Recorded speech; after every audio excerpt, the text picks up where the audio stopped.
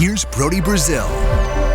You know, for those of us who work in and around the landscape of sports media, this is a pretty big headline and a pretty big story. It's also not official yet. I should be quite clear about the headline and what you're seeing here.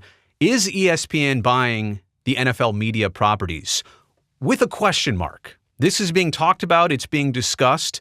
It's a little bit of speculation, but I do think there is some truth going on behind the scenes that these talks are happening. This is a potential situation, and I trust and respect the source of where it's coming from. Andrew Marchand of The Athletic recently said on his podcast that ESPN could buy NFL media properties for the price of around $2 billion. That could is in bright green for a reason. I'm not here to say this is happening for sure, but don't be surprised if it does happen sooner than later. There is kind of a timing and a deadline to this. More on that in just a second. The league, the NFL, would also take a reciprocal ownership stake in ESPN. So is this ESPN buying something away from football, or is this ESPN buying something from football and then football also getting a share of ESPN? There's a lot of moving parts for common folk like us here to try and understand. I'll make sense of that in just a second. But as I said earlier, ESPN right now behind the scenes is working on some things. They're launching a direct-to-consumer app in the fall, basically a way to get around cable subscriptions, direct TV subscriptions. They want to go straight for the fan. They want to have something that you'll pay them directly for, an app that gives you access to everything ESPN's got. And who knows what exactly they've got up their sleeves. I mean, everybody's kind of doing a streaming service, but there's been a lot of anticipation about this for ESPN. If they could add exclusivity with NFL products and properties because they've bought into NFL media, like they own the NFL Network, they have these 8 exclusive games, which we'll talk about in a second. If they could do this, it would be tremendous for the launch of their app, which is coming in the fall of 2025. Coincidentally, the timing is perfect for the start of football season. I'll also remind you that ESPN recently opted out of the final 3 years of their deal with Major League Baseball. This is for Sunday Night Baseball. This is for All-Star Game festivities. This is for some postseason games. They will have it here in 2025, but you're not going to hear that after the end of this baseball season, unfortunately. So you can kind of see a pivot that ESPN is making. They're out of the baseball deal. They're kind of doubling and really tripling down on the football deal. In terms of NFL media assets, what does it mean to buy NFL media? Like, what properties are we talking about? Well, obviously NFL Network. That's kind of a monster in the business. You also get the NFL RedZone channel. That's a big deal because that is a revenue generator. That's something that obviously only gets watched on Sundays during football season, but it's also a pretty big deal. You get 8 exclusive NFL Network game broadcasts through the course of the season, so that's part of this $2 billion purchase package. Fantasy football products, again, not just fantasy football, but fantasy football from the NFL, where you get to kind of co-brand and co-package all of this together. It's such a valuable commodity. Not to mention all the programming that NFL Network does and all of their digital properties too, things like Good Morning Football and The Insiders and on and on and on. Their talent pool, everything that NFL Network has going on. Here's more of what Andrew said as part of his podcast. Again, Andrew from The Athletic, he covers the sports media business. Quote, when we look back in 10, 15 years, if this deal goes down, this could be a very significant point for ESPN's growth. We're really in a full streaming world, and I think it's pretty significant whether it happens in the next few months or not. And again, I want to be clear, this is speculative, but it also kind of has the urgency and timing of it. Like, it's got to happen pretty soon because ESPN wants to coordinate it with their release, the upcoming football season.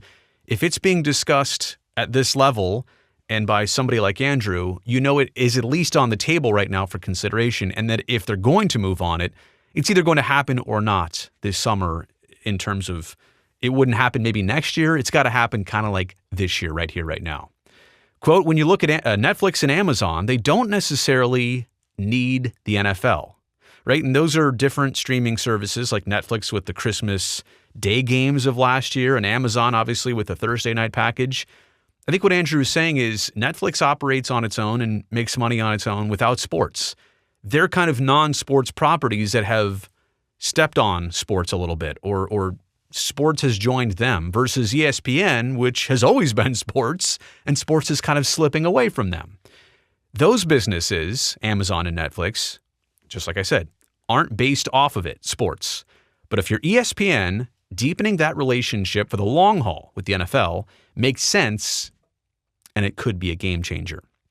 So for ESPN, they're seeing other entities come in and grab little bits and pieces of the NFL, and it's kind of slipping away, even though ESPN has a full slate of programming surrounding football. And even though they have Monday Night Football games and other NFL broadcasts, they want to make sure that they've got a grip on this league while it is still as big as it is.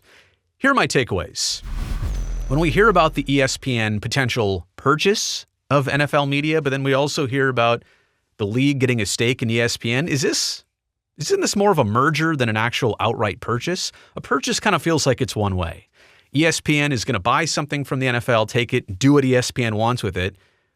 But if the league all of a sudden has an ownership stake in ESPN and its properties as part of the transaction, part of the deal, maybe that's why the purchase price is only $2 billion, is because the league would also be getting a stake at ESPN. Then it gets kind of interesting, like ESPN is a branch of the NFL. And we've never really seen that relationship before. We've seen the partner relationship, like, hey, we're over here, you're over there, we do things together, we're partners.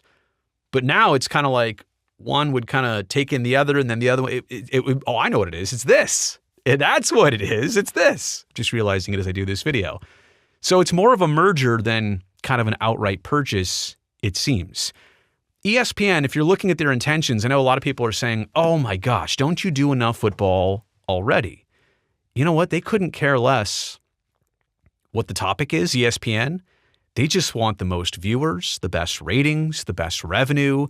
They're trying to secure themselves in a very unstable media landscape. All they care about is how do we get as many people as possible to watch our shows, to click on our streams, to follow our links. That's all they really care about. And if it means that the balance is football way up here, basketball way up here, baseball, hockey floating somewhere down there, all they care about is the bottom line of metrics and ratings and business. I don't blame them for that. I'm just trying to state the obvious. If you're here to say, well, ESPN should also cover the other sports, they don't really care about that. Most businesses don't. I would also say that it's interesting that their coverage is already kind of skewed as a partner, right? Like when you have a working relationship with the league, and I'm not saying that ESPN won't tackle the difficult stories and they won't, kind of cover the league independently. I think they have done that. And some of the perspectives and opinions, right? Like you don't want to bash the league or its players for certain things because you're partners, right? So that's one relationship. But when you're kind of controlled, instead of being like this, right? When you're like this, how do you cover the league the same way that people expect ESPN to cover the league when you're all kind of one thing, right? So the coverage, like I said, it's already skewed. And if you're fine with that, like we all are, that's fine. But it's going to be even different when ESPN is controlled officially by the NFL and vice versa. So my last question here, my last takeaway is all of this good for the viewer? Is all of this good for the customer? Is all of this good for fans? I don't know. It's new. It's interesting. I don't know that we've yet ever seen a network and a league do this, merge. Again, we've always seen partnerships. In my understanding, if it really is going to happen this way, this would be the first time that a proper network like ESPN and a proper league like the NFL have become one. So I don't really know. Like, we don't really know how this goes for fans. We don't know what the end product and result looks like. We just know that all of this makes a lot of sense, is probably going to happen. Yes, I'm going to remind you that question mark is still up there. Not saying this is for sure, neither is Andrew, but he's hearing what he's hearing. He's willing to put this out, and I certainly see all the reasons why it could exist. All right, that's the end of this video. I'd love to know your thoughts and comments down below. Please go ahead and fire away with those. Also, while you're down there, thumbs up on this video. I'd really appreciate that. Helps me, this video, and this channel. And one more thing, don't forget to go down there and hit that subscribe button. That way I can definitely see you back here next time.